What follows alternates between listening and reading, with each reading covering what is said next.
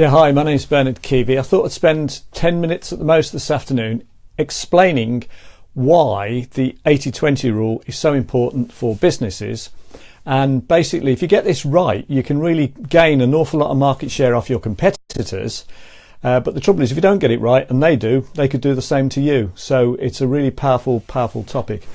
So the way it works is, just imagine that if all of you were just the same and none of you were doing anything different to the rest, then you'd all be getting sort of fairly similar market share. So let's say there's a market of 10 million and there's 5 of you in it, you'd each be getting about £2 million worth of business. But what if one of you becomes perceived to be better in the marketplace by, 5%? Well, the thing is, the way it works in the real world is just because you're 5% better doesn't mean that you get 5% more and the others get 5% less. Because what will actually happen is if people become aware that you're 5% better and you're getting your message across 5% better, then a lot more than 5% of them are going to switch to you. So the thing is, what are the things you need to get right in order to make that improvement? Well, the first thing you need to do is you need to work out what your market dominating position is. And what that means is, do you know who your ideal target client is or customer? And do you know what motivates them to buy, which is often a negative issue, problem or concern they've got. It could be a positive. Either way, you need to understand what it is, the reason why they buy from you. And if you know that, then what you then need to do is to innovate your business to give them more of what they want.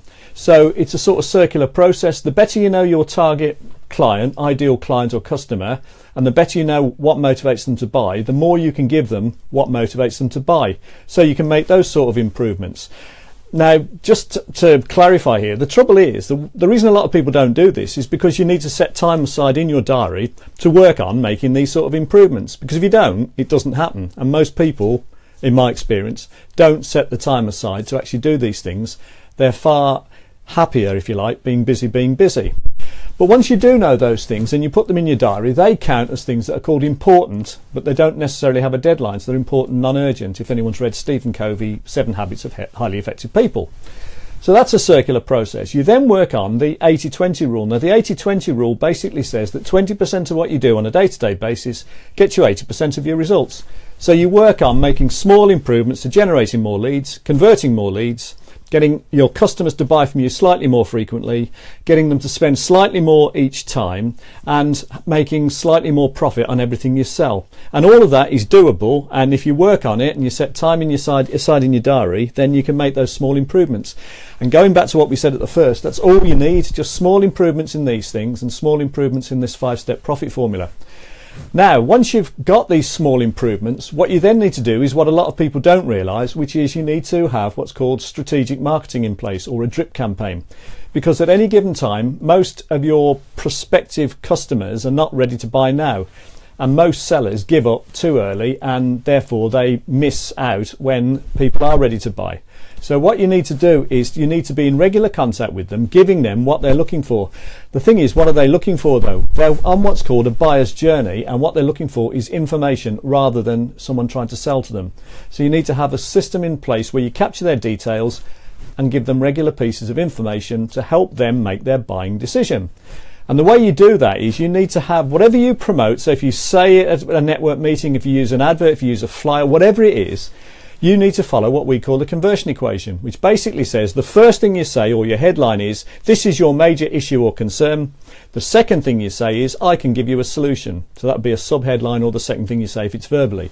The third thing you do is you say, this is how it works, which is called an educate. And then the fourth thing is, I can give you more information. There's no risk involved. I'm not trying to sell you. Leave me your details. I'll send you some free information, and I'll send you more than one times this free information, several times, which means I'll accompany you on your buyer's journey.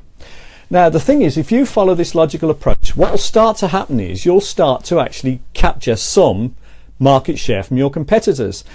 So then what happens? You're capturing market share, so you're making more revenue. So you'll have more income coming in, which means you'll spend it in one of 5 ways.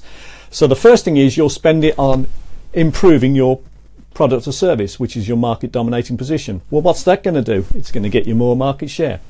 The second thing you might do is you might spend it on paying more wages or salaries. So what's that going to do? It's going to give you higher caliber employees, both on the operations side and in the sort of marketing and all the other areas, What's that going to do? That's going to improve your market position. That's going to capture market share for you.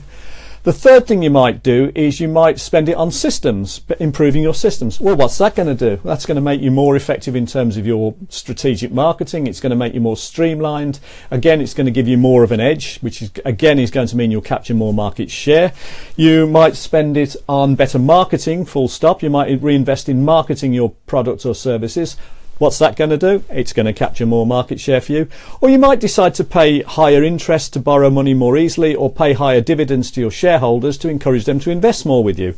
What's that going to do? It's going to give you more of a market edge, more of an edge on your competitors. So all of those things give you slightly more of an edge each time. And the thing is, every time you get slightly more of an edge, what happens in the marketplace? You're perceived to be slightly better than the others, and slightly better than the others. So you get more and more customers switching to you. And that's basically why the 80-20 rule works in the real world. Because what actually happens is that one company in an industry, generally in an area, tends to get it better than the others, and they get a disproportionate share of the market, because it's called a non-linear relationship. So this is how you can dominate your market. Making small improvements in these areas is enough to get people aware of the fact that you're slightly better, and that will be an incentive and a persuasion, if you like, to get them to switch and give you more business. So this 80-20 rule is really powerful, and it's not just, 20% of what you do is get you 80% of the results. That everyone knows that, but very few people really understand why it works and what the implications are in the real world. Because as I said in my introduction, or my thing I put around on LinkedIn and Facebook earlier, if you don't do it and one of your competitors does, then you'll be the one who's losing out. And just to go back to those figures, if you had a 10 million market and you each get an equal share, that's 2 million each if there's 5 of you. But if one of you gets 80%, that's 8 million. The other 4 only get 20% between them, and 20% of 10 million is 2 million. So the other 4 would eventually go from having 2 million each to 500,000 each. And that's what actually happens. That's why businesses go bust in the real world, and why other businesses dominate the marketplace. That's how it works. So I hope you found that useful, and I hope you found that interesting. This is Bernard Keavy signing off, and thank you very much for watching. Hello, Reese. How are you? See you. Bye.